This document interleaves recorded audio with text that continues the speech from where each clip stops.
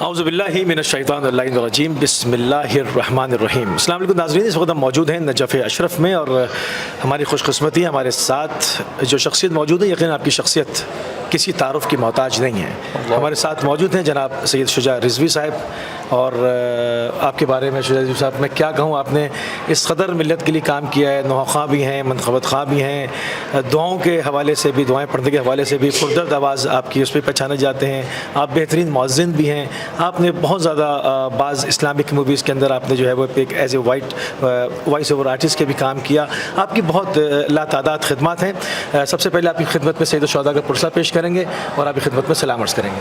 سر وعلیکم السلام، اور پہلے تو میں آپ کا بہت شکریہ ادا کروں گا کہ آپ نے اس قابل سمجھا کہ آپ نے جتنی تعریفیں میں لکھی ہیں میں اس قابل نہیں ہوں، لیکن بہرحال آپ نے موقع دیا کہ کچھ بات کی جا سکے تو انشاءاللہ بات کریں۔ شجاع بھائی، آپ کی ایک گفتگو کی تھی، آپ نے ایک ویڈیو وائرل ہوئی تھی آپ کی، اس میں آپ نے بہت ہی حساس اور بہت ہی اہم مبتلا بے جو مسائل ملت کے ہیں اس کے اوپر آپ نے ایک موضوع اٹھایا تھا، اور یقیناً لوگ چاہ رہے تھے کہ اس کے اوپر بات کرے، کوئی آگے آئے، کوئی تو آگے آئے، ہمت کرے اور بات کرے کہ جس طرح سے ہماری ہندوستان میں پاکستان کو بر صغیر کی عزاداری ہے، اس سے ہٹ کے جو ایک کمرشلائز ہوتا جا رہا ہے معاملہ، اور جو نوحوں کے اندر نہ صرف شاعری کے اندر تبدیلی ہے بلکہ نوحوں کے اندر، ان کی طرزوں کے اندر، ان کے طریقہ کار کے اندر قدیم جو نوحے ہیں اور جدید نوحے، اس میں بہت فرق دیکھتے ہیں۔ حالانکہ صدیوں پر محیط یہ سلسلہ ہے اور کبھی اس میں فرق نہیں آیا ہے۔ زبانوں کا فرق رہا ہے، عرب کنٹریز کے اندر عربی لینگویج ہے، پرشین لینگویج ہے، اردو، مگر ایک جسم واحد کی طرح، ایک قوم واحد کی طرح ہم رہے ہیں۔ اب ہم دیکھتے ہیں کہ بر صغیر میں اس میں ایک فرق پیدا ہو رہا ہے، تو اس حوالے سے کیا کہیں گے آپ؟ سر ایک بات تو یہ ہے کہ ہمیں یہ سمجھ لینا چاہیے، کلچر کے فرق سے معاملات میں فرق آتا ہے، یعنی عراق کا یہاں کلچر کچھ اور ہے، پاکستان کا کلچر کچھ اور ہے، اور ممالک کا کلچر کچھ اور ہے، تو کلچر کی وجہ سے بھی فرق آتا ہے۔ آپ یہاں پہ دیکھیں گے جو چیزیں یہاں پہ ہوتی ہیں، یعنی مثال کے طور پہ یہاں پہ جو ہے وہ ائمہ کی تصاویر باقاعدہ بنائی جاتی ہیں، ہمارے کلچر میں نہیں ہے، اور ہمارے یہاں کوئی برداشت بھی نہیں کرے گا انڈو پاک کے اندر یہ سب چیزیں۔ اسی طرح سے یہاں پہ ڈھول تاشے ان سب چیزوں کے اوپر نوحہ خوانی ہوتی ہے، لیکن پاکستان کا کلچر نہیں ہے، وہ اس میں نہیں ہوتا ہے۔ آپ نے یہاں دیکھا ہوگا لوگ جو ہوتے ہیں وہ اچھل رہے ہوتے ہیں ماتم کرتے ہوئے، یہاں کا کلچر ہے، وہ کلچر کے اعتبار سے فرق آتا ہے۔ لیکن ایک جو چیز ہے نا، ہم نے تو عزاداری کو اپنے اعتبار سے اس کو زندہ رکھنا ہے نا۔ حقیقت یہ ہے کہ ہم نے عزاداری کو نہیں زندہ رکھا ہوا، یہ عزاداری ہے جس نے ہم کو زندہ رکھا ہوا۔ ہم نے بس یہ سمجھنا چاہیے کہ ہمیں کرنا کیا ہے، کس طریقے سے۔ اب پرانے نوحہ خوانوں کی آپ نے بات کی، میں اس ویڈیو میں بھی جس کا آپ تذکرہ کریں، کمرشلزم ان نوحہ خوانی، وہ ایک میں نے بات کی تھی، تو اس نوحے میں اس ویڈیو میں میں نے یہ بات کی تھی کہ پرانے جو نوحہ خوان آپ نے سنے ہیں، سچے بھائی ہیں، ضیاء بھائی ہیں، اور بہت سارے جعفر ددہ تھے، اور بہت سارے لوگ ہیں پرانے، آپ ان کو سنتے تھے تو ان کے اندر ان کے پاس ایک کرنٹ سا محسوس ہوتا تھا۔ میں اکثر یہ کہتا ہوں کہ جو سچے بھائی نے نوحے بنائے ہیں اس میں وہ انقلابی نوحے، کیونکہ میں خود ذاتی طور پہ بھی، اگر آپ نے محسوس کیا ہوگا نوحہ خوانی کے اندر، میری کوشش ہوتی ہے کہ لوگوں کو ٹریننگ دی جائے، لوگوں سے بات کی جائے، نوحہ خوانی کے اندر ذہن سازی کی جائے، اور ان کو یعنی کہ دین کی طرف لانے میں یہ نوحہ خوانی بہت اچھا کام کر سکتی ہے، میڈیم بہت اچھا ہے۔ لیکن سچویشن یہ ہے کہ جب ہمارا فوکس امام حسین سے ہٹے گا اور اپنی ذات کے اوپر ہو جائے گا، تو پھر جو ہے وہ مسائل شروع ہوتے ہیں۔ پھر میری کوشش یہ ہوتی ہے کہ میں کوئی ایسا نوحہ بنا لوں کہ جس میں جو ہے نا جس میں میری پاپولیرٹی کے اندر اضافہ ہو جائے۔ ہم تمام نوحہ خوانوں، مجھ سمیت، ہم سب کو اس بات کا خیال کرنا چاہیے کہ ہماری ذاتی کوئی اوقات نہیں ہے۔ اگر آپ یہاں پہ آج بیٹھے ہوئے مجھ سے انٹرویو لے رہے ہیں، وہ بھی امام حسین کی ذات ہے کہ جس کی وجہ سے، اگر میں امام کا نام نہ لوں تو پھر کیا ہے، پھر آپ کیوں مجھ سے بات کریں گے؟ تو ہم جو ابھی اس وقت کھڑے یہاں بیٹھ کے بات کر رہے ہیں وہ بھی امام حسین کا صدقہ ہے کہ چونکہ امام کا نام لیتے ہیں تو پھر ٹھیک ہے کہ اس پہ بات بھی ہو سکتی ہے۔ تو پھر نوحہ خوانوں کو اپنی ذات کے لیے نہیں کام کرنا چاہیے، کام یہ ہونا یہ چاہیے کہ امام کا پیغام کیسے پہنچانا ہے، جو امام چاہتے تھے وہ ہم کیسے بتائیں گے لوگوں کو۔ مطلب اس شاعری کے ان شعروں کے ذریعے سے، شاعری کے ذریعے سے، پوئٹری کے ذریعے سے، ایک پردرد آواز کے ذریعے سے کربلا کا میسج Message. کربلا کا پیغام، کربلا میں کیا ہوا، ہماری ذمہ داری کیا ہے، مقصد امام حسین علیہ السلام کیا تھا، اس کو بہت خوبصورتی سے ہم ڈیلیور کرتے چلے آئے ہیں. بالکل. تو اس سلسلے کو میں چاہتا ہوں کہ وہ اس طرح سے اس کو برقرار رکھا جائے اور ایک میسج جائے کہ بھائی تمہارے سامنے مثالیں موجود ہیں، ابھی لوگ اس میں سے ماشاءاللہ قید حیات میں ہیں، بالکل زندہ ہیں وہ لوگ، اور اسی طرز پر نواخوانی کر رہے ہیں. بالکل. اور لوگ چاہتے بھی ہیں. اب یہ دیکھیں ایسا نہیں ہے کہ جو عوام ہے وہ یہ نہیں چاہتی کہ آپ اس کو اس طرز کے نوعے، اس لیول کے نوعے دیں کہ جو جیسے ہر قلب پر چھاتے چلو، دنیا کو بتلاتے چلو، ایک ایک محاذ ظلم کی تصویر دکھلاتے چلو، ہر دل میں بھر دو شے کا غم، اونچا رہے اپنا علم. سچے وقت کمال ہے.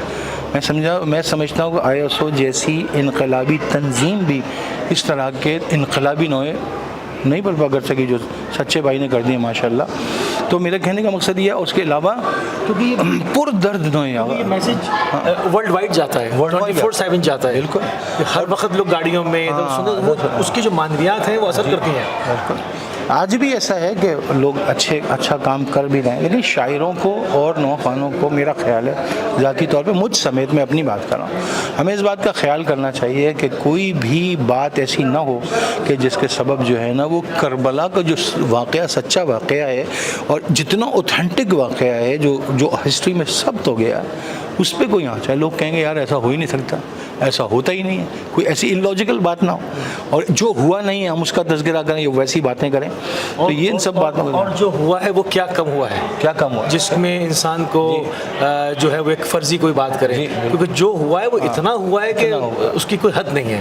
نو ڈاؤٹ، اس میں کوئی شبہ نہیں ہے. تو بس ان سب چیزوں کو میں سمجھتا ہوں خیال کرنا چاہیے نوخوانی کے حوالے سے. اور پھر ایک سب سے بڑا ایشو جو ہے نا وہ ہمارے ایٹیٹیوڈ میں جو ہے نا وہ تبدیلی آنی چاہیے ہمارے نوخوانوں کے اندر. آپ یہ سوچیں، میں کسی کو ٹارگٹ نہیں کر رہا، میں کوئی ایسی بات نہیں کر رہا، لیکن امام حسین کا جو نوحہ خوان ہے نا اس کے اندر عاجزی انکساری نظر آنی چاہیے. اس کا مزاج، امام حسین کا جو مزاج ہے نا اس مزاج سے ملتا جلتا ہونا چاہیے نا. وہ ویسے جیسا امام چاہتے تھے ویسا ہونا چاہیے. انسٹیڈ یہ کہ آپ مجھے کال کریں کہ شجاع بھائی مجھے نوحہ خوانی پڑھوانی ہے تو آپ مجھ سے بات ہی نہ کر سکیں، میرا مینیجر بات کرے. یعنی کہ تعجب کی بات ہے. میں امام حسین سے بات کرنا چاہوں نہیں کر سکتا امام حسین سے بات، امام کا مینیجر مجھ سے بات کرے گا. امام کی سب سے خوبصورت بات ہی یہ تھی کہ پبلک میں رہتے تھے امام. اب بات یہ ہے کہ نوحہ خوان صاحب، شجاع صاحب اتنے اکڑ گئے ہیں کہ ان کو فون کریں گے آپ تو ان کا مینیجر بات کرے گا اور وہ کہے گا جی میں دیکھ کے بتاتا ہوں ذرا آپ کے کیا ڈائری دیکھ لیں. ڈائری آپ ڈائری سب تک جاتی ہے، ڈائری میں بھی مینٹین کرتا ہوں، آپ سبھی مینٹین کرتے ہیں، مینٹین کرنی چاہیے تاکہ آپ کی وعدہ خلافی نہ ہو جائے. ایسا نہ ہو کہ دو پروگرام آپس میں ٹکرا جائیں. اکثر ایسا ہو جاتا ہے کیونکہ انسان کا ذہن جو ہے وہ ٹھیک ہے بھول جاتا ہے. یہ نہیں ہونا چاہیے. آپ فون کریں گے تو یعنی کہ یہ جو نوحہ خوان ہے یہ کوئی ہیرو نہیں ہے. یہ ہیرو اگر ہے تو امام حسین کی ذات ہے. اگر امام حسین کی ذات نہیں ہے تو آپ کی کوئی اوقات نہیں ہے. اور پھر سب سے اہم ترین بات یہ میں تمام نوحہ خوانوں کو پیغام دینا چاہتا ہوں مجھ سے. میں ہمیشہ یہ کہتا ہوں کہ بھائی جو بھی تمہیں وہ ہدیہ دیتا ہے، جو تمہیں بلا رہا ہے اپنی خوشی سے، جو دے رہا ہے وہ لے. لیکن جب آپ یہ کہتے ہیں نا یار کہ میں آپ سے پوچھیں آپ کون ہے، جی میں امام حسین کا نوکر ہوں. نوکر ہو تو جس کے نوکر اس سے پیسے مانگو نا.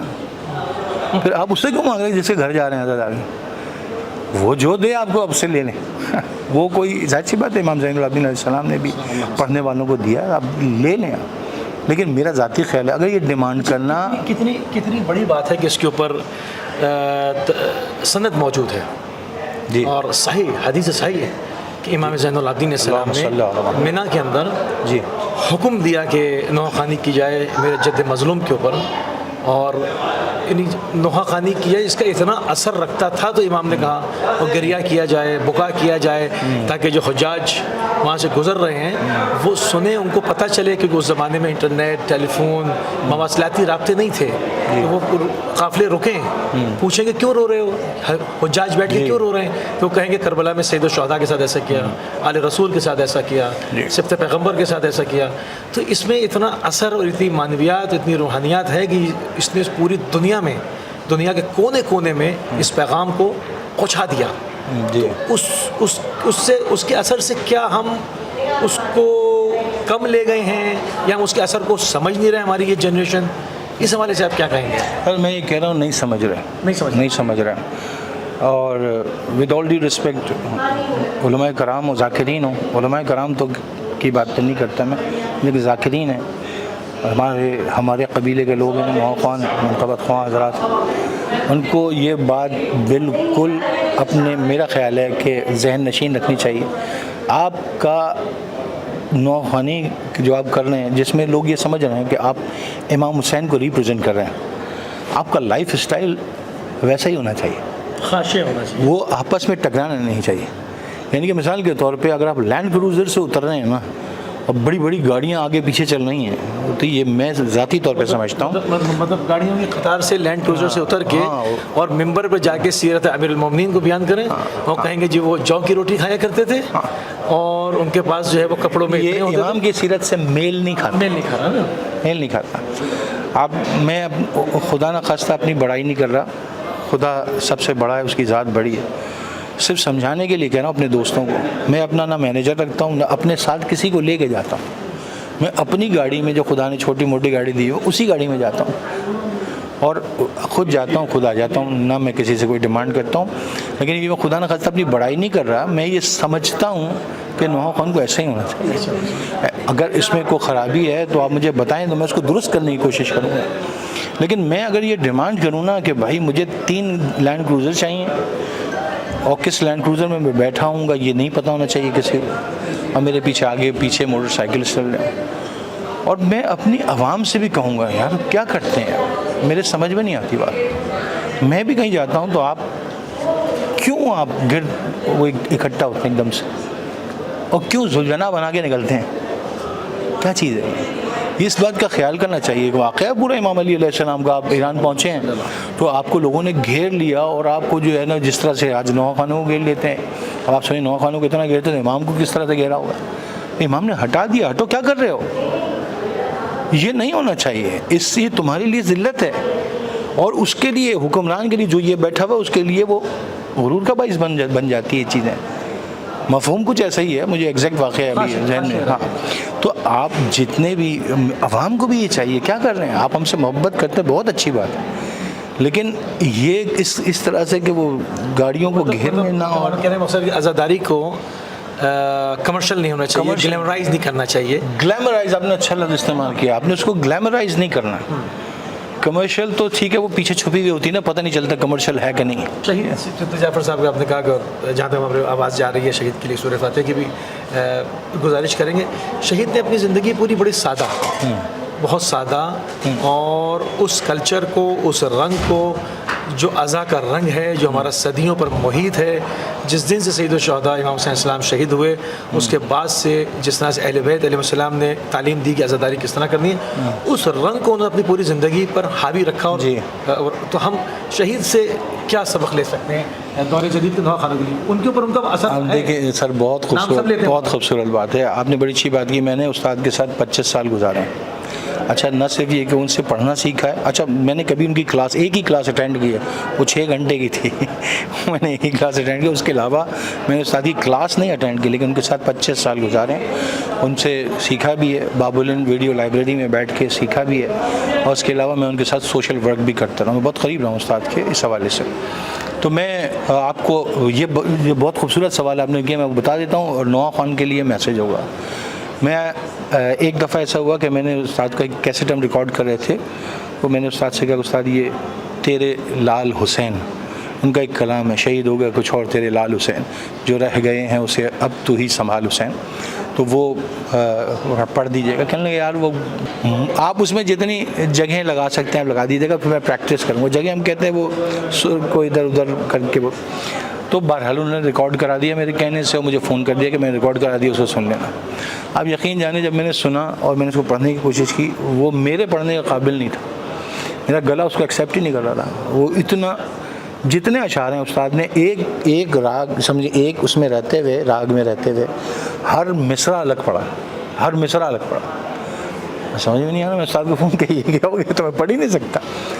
وہ جو آج آپ اگر شجاع رضوی کو شجاع رضوی کے نام سے جانتے ہیں، اس کی سب سے بڑی وجہ یہ ٹپ ہے جو استاد نے مجھے دی تھی، اور یہ سب نوحہ خانوں کے لیے. استاد نے فرمایا کہ دیکھو اگر تم میری طرح پڑھنے کی کوشش کرو تو لوگ کہیں گے سبط جعفر کی طرح پڑھ لو، بیسک سر لو اور اس کو اپنے گلے پہ ڈالو، اپنے طریقے سے پڑھو. آپ یقین جانے اس کے بعد پھر لوگ کہیں گے کہ یہاں یہ شجاع رضوی کا کلام. اس کے بعد میں نے اساتذہ کا کلام پڑھا ہے، اپنے گلے سے پڑھا. میں نے کبھی کسی کو زندگی میں کاپی نہیں کیا. میں نے مجرئی خلق ہو گیا، سلام آخر ہو گیا، اب آئے ہو بابا ہو گیا، سب اپنے گلے سے پڑھا. اس میں کہیں میں نے کسی کو کاپی کرنے کی کوشش نہیں کی. اب جو لوگ کبھی کبھی میں سوچتا ہوں کبھی کبھی میں سچے بھائی کا پڑھا ہوا کلام میں نے وہ پڑھا ہے، لوگوں نے اس کو اپریشیٹ کیا. تو کہنے کا مقصد یہ ہے کہ آج اگر مجھے کوئی شجاع رضوی کے نام سے جانتا وہ اس وجہ سے جانتا. اگر میں یہ نہیں کرتا اور میں کاپی کرتا رہتا تو میں کاپی ہی رہتا، میری اپنی شخصیت ابھر کے باہر نہیں آتی استاد کے بقول. اور اب ایک اہم پیغام استاد کی طرف سے. استاد نے مجھے بلایا ایک دفعہ ایک مجلس میں، باب العلم میں تھی، مجھے فون کیا کہ آ جانا، تم نے سلام پڑھنا. میں گیا، ہم سلام پڑھا، اور اس کے بعد جب مجلس ختم ہو گئی، استاد نے مرثیہ پڑھنا تھا. جب مجلس ختم ہو گئی اور ہم سب باہر آئے تو بانی محفل جو تھے، بانی مجلس جو تھے، انہوں نے مجھے لفافہ دیا. تو میں نے کہا نہیں، یہ میں نہیں لوں گا، یہ میں تو لفافہ نہیں لیتا ہوں. تو استاد نے دیکھ لیا مجھے دور سے. وہ کہنے لگے ادھر ان کا اسٹائل تھا، ادھر آؤ جی. تو انہوں نے اس سے لفافہ لیا اور میرے ہاتھ میں دیا. مجھ سے کہنے لگے اس کو رکھو. میں نے کہا کیوں رکھوں، آپ تو نہیں لیتے، میں کیوں لوں؟ کہنے لگے میں نہیں لیتا، چھوڑ دو. اب بات سنو، اس کی پالیسی سمجھ لو کیا ہے جو انہوں نے بات کی. ان کی جی دیکھو، سب سے اہم ترین بات یہ ہے جو دے وہ لے لینا.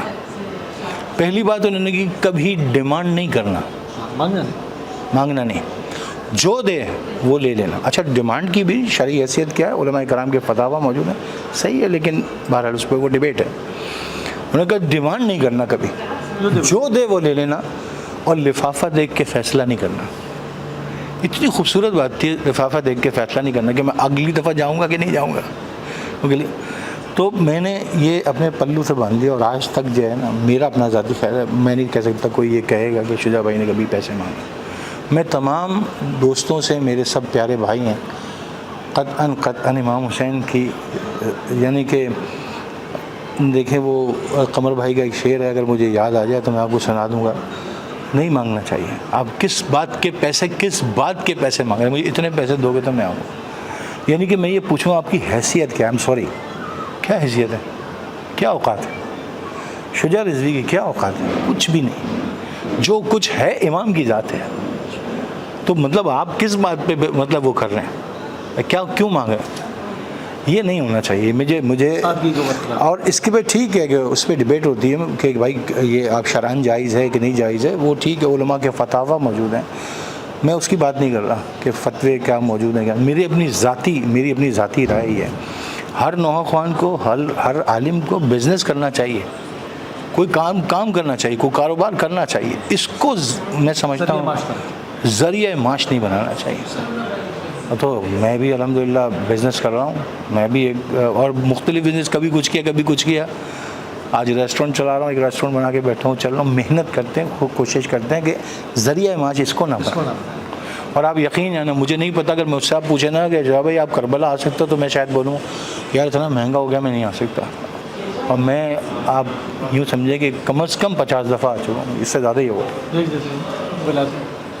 اگر انہوں نے ڈیوٹی یہاں لگائی تو یہاں کرے پرفارم، اور وہ بلا لیتے ہیں. اس کا پیسے ویسے کی ضرورت نہیں پڑتی. مجھے تو ایسا لگتا ہے کہ وہ خرچ کر کے بلا لیتے ہیں. بہت شکر گزار ہیں آپ کے، انتہائی مشکور ہیں، انتہائی ممنون ہیں.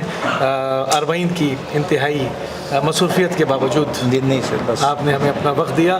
بالکل آخری 1-2 منٹ میں تھوڑا سا اور آپ سے لوں. مجھے چونکہ ہم اربعین پہ بیٹھے ہیں اور اربعین کرنے آئے ہیں، اربعین کے حوالے سے، اربعین کی مشائع سے جو میسج پوری دنیا کے اندر جا رہا ہے، ظہور امام زمانہ السلام کا، سرکار کا زمین سازی ہموار ہو رہی ہے اس انقلاب عظیم کی، جس پہ پوری دنیا جو ہے وہ ایک ان کے نور سے جگمگا اٹھے گی. اس میں بڑا کلیدی کردار یہ خاک پہ باپیادہ پیدل چلنے والوں کا ہے.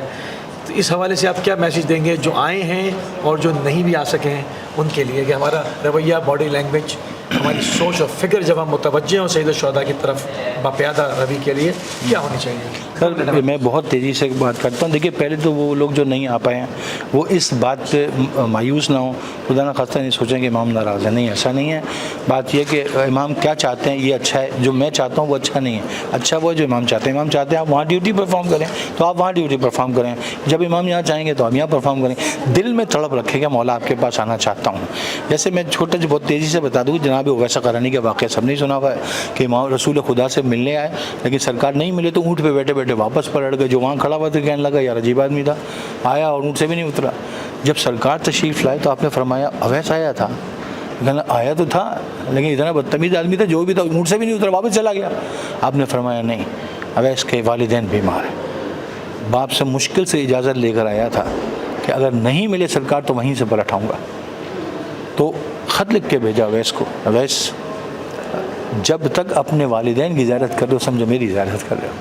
आपने ये देखना है कि मुझे इससे सबक ये मिलता है कि मुझे देखना कि यार मेरे पीछे कुछ डिपेंडेंट्स हैं, उसके अलावा भी कोई मामलात हो सकते हैं। जो इमाम चाहते हैं आप उसको हल करो। अच्छा वही है जो इमाम चाहते हैं, अच्छा ये नहीं है जो मैं इमाम चाहते हैं वहाँ ड्यूटी परफॉर्म करो, अपने मुल्क में दुआ करो। यहाँ बुलाएंगे तो इंशाल्लाह आगे ज़ियारत करो, और ज़रूर बुलाएंगे, आज नहीं कल परसों जब भी चाहें वो बुलाएंगे। अच्छा बस ये तड़प आपके अंदर चाहिए। मुझे ऐसा लगता है कि इमाम बुलाते नहीं हैं, इमाम इजाज़त देते हैं। बुलाया सिर्फ हबीब इब्ने मज़ाहिर को था। हबीब इब्ने मज़ाहिर और है और ज़ाहिर और है, ज़ाहिर और है। तो बस ये कि आपकी तड़प होनी चाहिए, मौला मैं आपके पास आना चाहता हूँ, तो मौला आपको इजाज़त दे देंगे, आ जाओ मेरे पास। ये है। बाकी अब आखिरी बात ये जो आपने सवाल किया कि मैंने क्या इंस्पिरेशन ली है ये वॉक से और अरबईन से।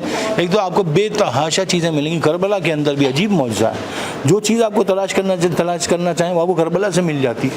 यानी कि शम्र आके कह रहा है कहाँ है मेरे भतीज भांजे, कहाँ है मेरे भांजे, और हज़रत अब्बास को गुस्सा आ गया भांजा कहा कैसे इसने मुझे।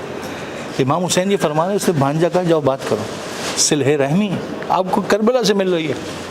इसी तरीके से मैंने एक ही दफ़ा वॉक की है, उसके बाद मुझे मौका नहीं मिला वॉक करने का, लेकिन मैंने उसके अंदर ये महसूस किया कि जब आप अगर कोई किसी से टकरा जाता है ना रास्ते में, अगर कोई मर्द किसी खातून से टकरा जाए तो वो उतनी झगड़ा शुरू हो जाता है कि क्या तरीका है। लेकिन ये रास्ते में अगर आप कभी किसी से टकरा जाएं तो वो आपसे सॉरी कर रहा होता है जिससे आप टकराएं, और कह रहा होता है नहीं आपको मेरी तकलीफ़ तो नहीं हुई, और हम पूछे तो आपको कोई परेशानी तो नहीं। आप बैठे में सब बैठे में आप उठे, किसी आपका पैर किसी के पैर पे लग गया तो आप वहाँ पे यार कुछ हुआ तो नहीं आपको, सॉरी यार कोई तकलीफ़ तो नहीं, और वो कह रहा होता नहीं कोई बात नहीं। क्या चीज़ है ये फोकस है इमाम हुसैन की तरफ। और क्या चीज़ है ये कि कहीं ऐसा ना हो कि वो इमाम नाराज़ हो जाए, कि इमाम बोले तुमने मेरे ज़ाहिर को क्यों परेशान किया, क्यों तकलीफ़ दी इसको। ये जो चीज़ है ना अपनी ज़िंदगी में लेकर आ जाए आप, कि मेरा पड़ोसी परेशान ना हो, मेरा भाई परेशान ना हो, मेरी बहन परेशान ना हो, मेरे दोस्त परेशान ना हो, मेरी ज़ात से कोई तकलीफ़ किसी को ना पहुँचे। कितना बड़ा मैसेज है करबला का।